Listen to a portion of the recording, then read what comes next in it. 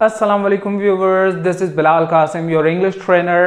और आज की इस वीडियो में मैं आपके लिए लेकर आया हूँ बहुत ही ज़्यादा इम्पोर्टेंट टॉपिक, क्योंकि अक्सर लोग इस टॉपिक में बहुत ज़्यादा परेशान और कंफ्यूज रहते हैं, मगर आज के बाद ये कन्फ्यूजन फिर नहीं होगी दोबारा। इस वीडियो के एंड तक आप इसको यानी कि दिस और दैट को बखूबी अपने सेंटेंसेस में, इंग्लिश स्पीकिंग में और राइटिंग में भी यूज़ कर पाएंगे। तो आज का हमारा टॉपिक है दिस और दैट। सबसे पहले तो हम समझ लें कि दिस और दैट बेसिकली है क्या ग्रामर के अंदर। तो ये कहलाते हैं डेमोन्स्ट्रेटिव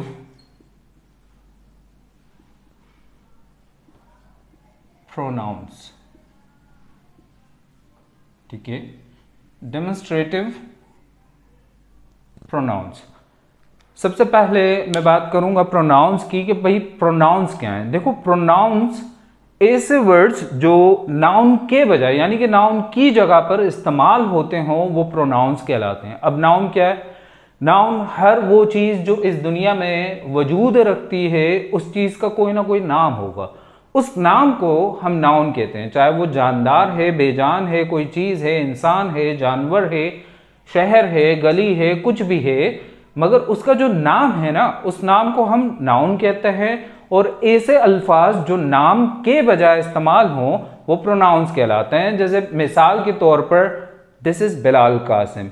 अब बिलाल कासिम नाम है, अब मैं अपने नाम की जगह कौन सा ऐसा लफ्ज है यूज कर सकता हूं जो मेरे नाम की जगह इस्तेमाल हो जाए, तो वो है ही। ठीक है, मैं अपने नाम के बजाय ही लगा सकता हूं, या अगर मैं खुद अपने बारे में बात कर रहा हूं तो मैं अपने नाम के बजाय आई लगाऊंगा। I am Bilal Qasim, yes, and I am your trainer. ठीक है, तो आई, ही, शी, इट, ये सब क्या है? प्रोनाउंस हैं। अब बात कर लेते हैं डेमोन्स्ट्रेटिव की। तो देखें भाई, डेमोन्स्ट्रेटिव निकला है डेमो से। ठीक है, demo. Now what is demo? जब आप किसी चीज को डिस्प्ले करते हैं, डिस्क्लोज करते हैं, लोगों के सामने जाहिर करते हैं, अया करते हैं, बताते हैं, इसको कहते हैं डेमो। तो डेमोन्स्ट्रेटिव प्रोनाउंस बेसिकली इनका काम क्या है? डेमो देना। इनका काम क्या है? डेमो देना, यानी कि ये तारुफ करवाना, इंट्रोडक्शन करवाना, किसी भी चीज का जो है वो तारुफ करवाना। तो डेमोन्स्ट्रेटिव प्रोनाउंस दिस और दैट होते हैं। ठीक है, ये दोनों डेमोन्स्ट्रेटिव प्रोनाउंस हैं। इनका काम क्या है? सबसे पहले हम दिस की बात करते हैं। ठीक है, सबसे पहले दिस को देख लेते हैं। तो दिस को हम इस्तेमाल करते हैं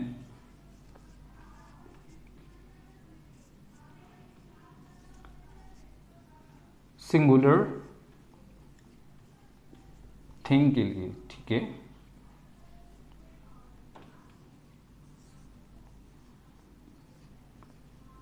नियर थिंग। ठीक है, नियर का मतलब नज़दीक या करीब। ठीक है, और जो इनका मेन यूज है वो है for first introduction.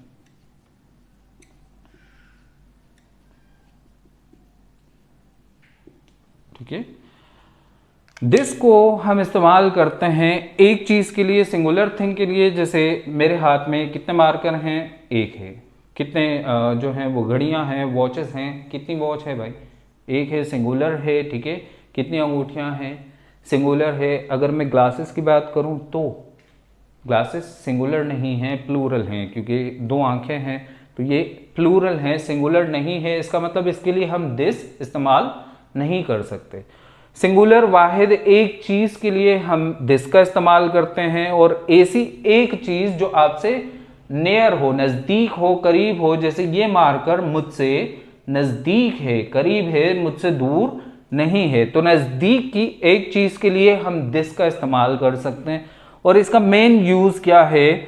For first introduction. जब आप पहली मर्तबा किसी चीज का तारुफ करवाते हैं, मतलब पहली मर्तबा किसी भी चीज का आपने इंट्रोडक्शन करवाया, जैसे फॉर एग्जाम्पल कोई भी आकर आपसे किसी चीज़ के बारे में पूछता है, या लेट सपोज अगर आपको नहीं पता कि ये क्या है और आपने मुझसे पूछा कि ये क्या है, तो मैं क्या करूँगा, इस चीज़ का आपको तारुफ करवाऊँगा कि ये मार्कर है, ठीक है, या ये पेन है, ठीक है। इसी तरह से घर पर अचानक ऐसा होता है कि घर वाले मीन्स अब हमारे जो घर की लेडीज़ हैं वो खाने में कुछ नया, कोई नई डिश बना लेती हैं जो हमने आज तक पहले कभी चखी नहीं है या हमने कभी सुना भी नहीं है, ठीक है। तो उस डिश को खाने के बाद हम क्या करते हैं, हम घर वालों से पूछते हैं कि भाई ये क्या चीज़ है, या ये कौन सी चीज़ है, या फिर ये कौन सा आइटम है, या ये कौन सी डिश है।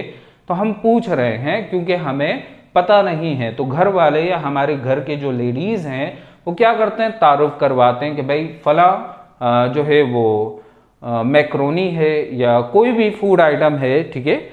मैं इतना एक्सपर्ट नहीं, फूड एक्सपर्ट मतलब खाने के नामों में, मगर खाने में एक्सपर्ट हूँ, मैं खाने के नामों में एक्सपर्ट नहीं हूँ।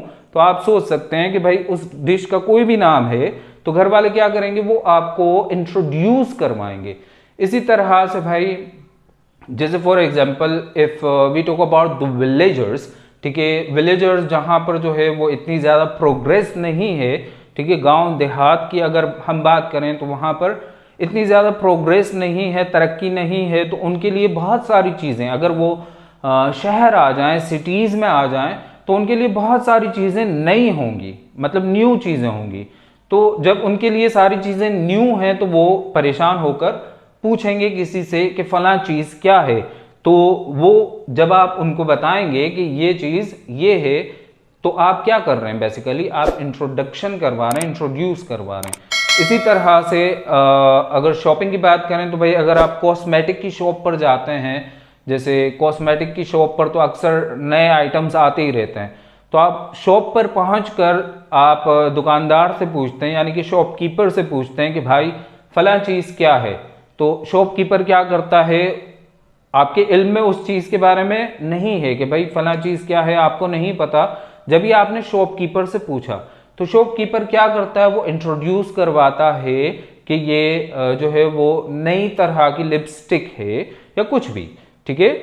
तो आपने क्या किया, इंट्रोडक्शन करवाया। इसी तरह से जैसे मेरी आपसे पहली मुलाकात है तो मैं अपना इंट्रोडक्शन भी आपसे दिस के जरिए से करवा सकता हूं, दिस इज बिलाल कासिम, ठीक है। इसी तरह से अगर आपने जो है वो किसी का भी, चाहे वो फ्रेंड हैं, जैसे फॉर एग्जांपल आपने अपने फ्रेंड को इनवाइट किया और आप अपने फ्रेंड को अपने पेरेंट्स से इंट्रोड्यूस करवाना चाह रहे हैं, तो आप जब अपने पेरेंट्स से अपने फ्रेंड को इंट्रोड्यूस करवाएंगे तो आप कहेंगे दिस इज माय फ्रेंड, ठीक है, दिस इज माय फ्रेंड, कि ये मेरा दोस्त है। तो आपने क्या किया, इंट्रोडक्शन करवाया, तारुफ करवाया। जब भी हम इंट्रोडक्शन की बात करेंगे तो इंट्रोडक्शन करवाने के लिए हम दिस और दैट का इस्तेमाल करेंगे, मगर याद ये रखना है कि दिस को हम एक चीज और ऐसी एक चीज जो आपसे नजदीक हो, नियर हो, ठीक है, नजदीक की एक चीज का तारुफ करने के लिए हम दिस का इस्तेमाल करते हैं। उम्मीद करता हूं दिस समझ में आ गया होगा, ठीक है। जमानों की अगर मैं बात करूं तो जमाने के बारे में हमें सबको पता है कि भाई जमाने तीन हैं, यानी कि टेंस। टेंसेस कितने हैं, तीन हैं, प्रेजेंट, पास्ट और फ्यूचर। मगर हम प्रेजेंट और पास्ट ही की बात करेंगे, फ्यूचर में दिस और दैट का इस्तेमाल बड़ा मुश्किल से होता है, मतलब ना होने के बराबर। तो हमें क्या जरूरत है, तो हम प्रेजेंट और पास्ट दोनों एक साथ सीखेंगे, ठीक है। तो फार्मूला देख लेते हैं दिस के सेंटेंसेस को बनाने के लिए। तो फार्मूला क्या है, जैसे मैंने कहा कि डेमोन्स्ट्रेटिव प्रोनाउंस मतलब I, we, you, they, he, she, it, any name, इन सब की जगह पर आ सकते हैं। तो बेसिकली ये क्या हो गई, ये सब्जेक्ट हो गए। तो दिस को हमने रख दिया सब्जेक्ट की जगह पर, ठीक है। फिर आ जाएगा हमारे पास वर्ब, इज लगाएंगे कब, जब आप प्रेजेंट टाइम की बात करेंगे। कब लगाएंगे इज, जब आप प्रेजेंट टाइम की बात करेंगे। और पास्ट टाइम की जब आप बात करेंगे, यानी कि पास्ट टेंस की, गुजरे हुए वक्त की जब आप बात करेंगे, तो तब हम वॉज लगाएंगे, ठीक है, मैं मेंशन कर देता हूं। और फिर इसके बाद आ जाएगा हमारे पास ऑब्जेक्ट, ये बन गया हमारा अफर्मेटिव। इसी तरह से नेगेटिव और इंट्रोगेटिव आप बना सकते हैं, दिस प्लस इज या फिर वॉज नॉट ऑब्जेक्ट। इंट्रोगेटिव में क्या हो जाएगा, इज और वॉज पहले आ जाएंगे, इनवर्स हो जाएंगे, ठीक है, फिर आ जाएगा दिस, फिर ऑब्जेक्ट।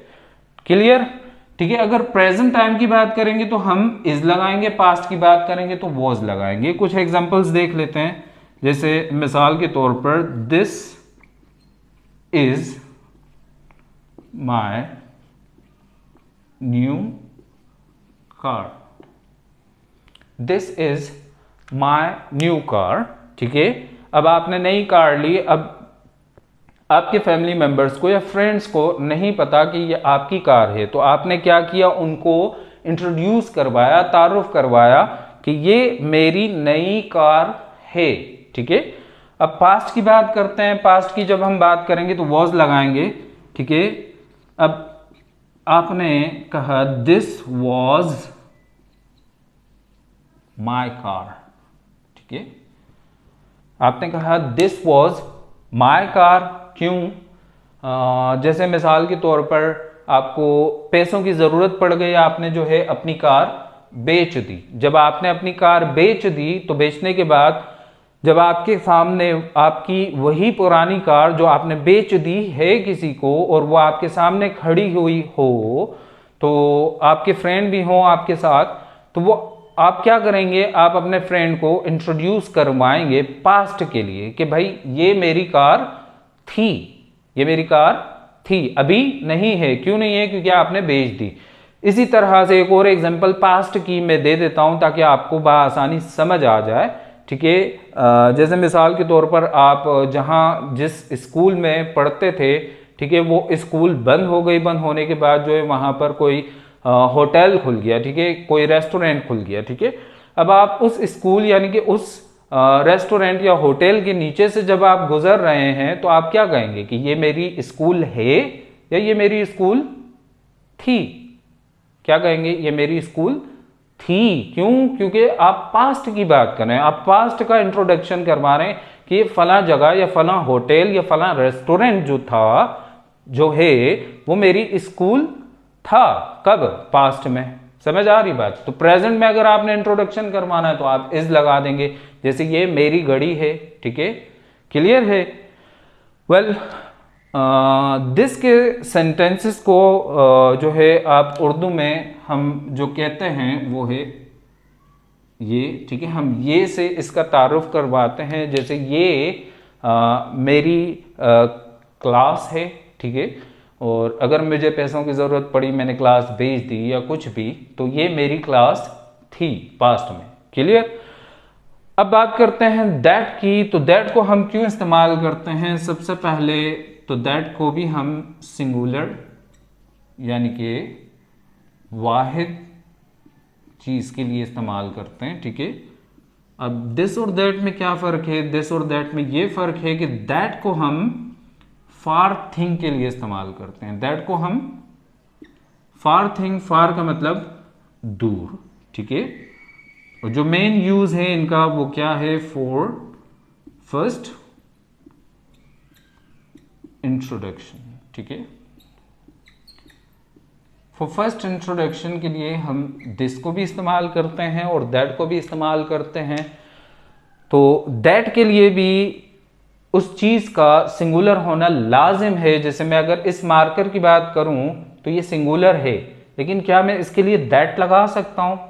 जी नहीं। क्यों नहीं? क्योंकि ये मुझसे नज़दीक नहीं है। इट इज़ ये मुझसे नज़दीक है, दूर नहीं है। अगर ये मुझसे दूर होता, जैसे यही मार्कर अगर मुझसे दूर होता, ठीक है, मेरे हाथ में नहीं बल्कि दूर होता तब, और सिंगुलर होता तब मैं इसके लिए दैट लगाता।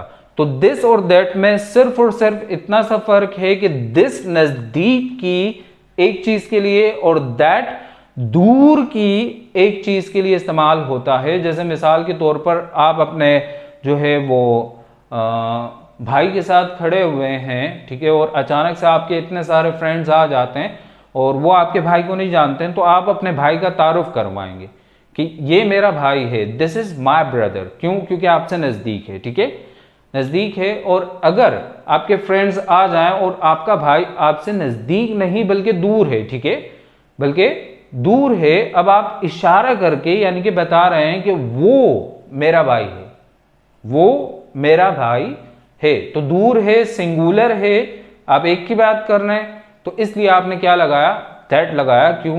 क्योंकि दूर की एक चीज के लिए हम दैट लगाते हैं और नजदीक की एक चीज के लिए हम दिस लगाते हैं। इसी तरह से अगर मैं इस घड़ी की बात करूं, if I talk about this watch, तो ये घड़ी मुझसे नजदीक है, सिंगुलर है, दैट लगा सकते हैं? बिल्कुल भी नहीं। क्यों नहीं लगाएंगे? क्योंकि ये मुझसे नजदीक भी है और सिंगुलर भी है, तो इसके लिए हम क्या लगाएंगे, दिस लगाएंगे।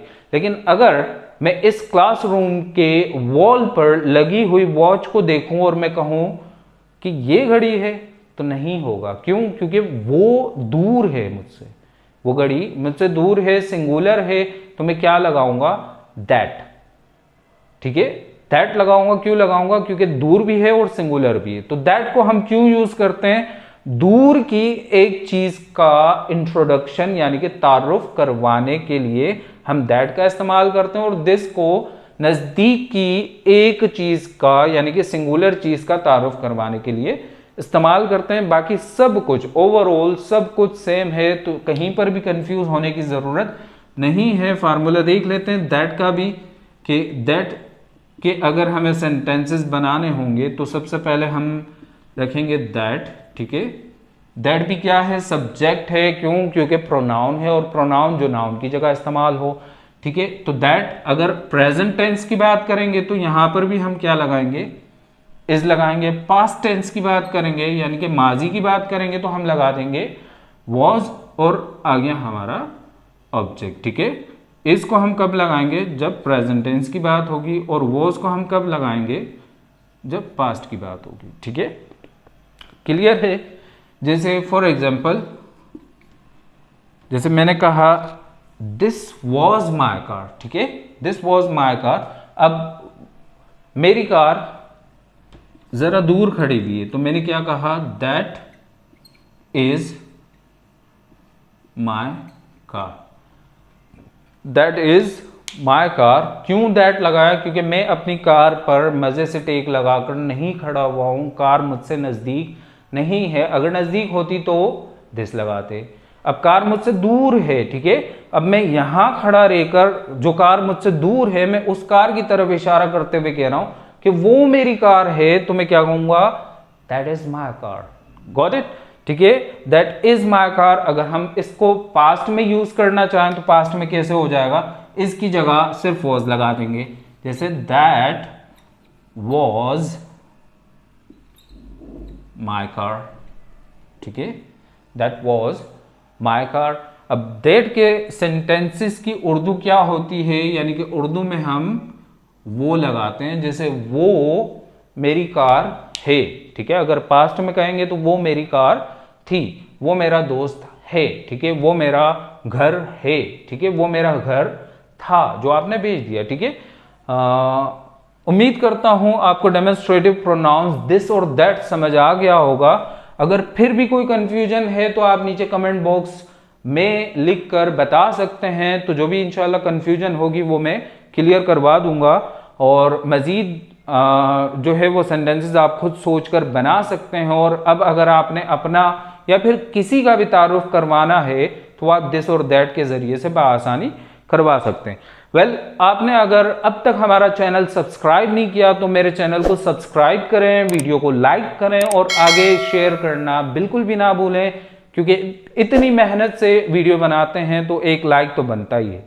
वेल, मिलते हैं नेक्स्ट लेक्चर में, तब तक के लिए अल्लाह हाफिज।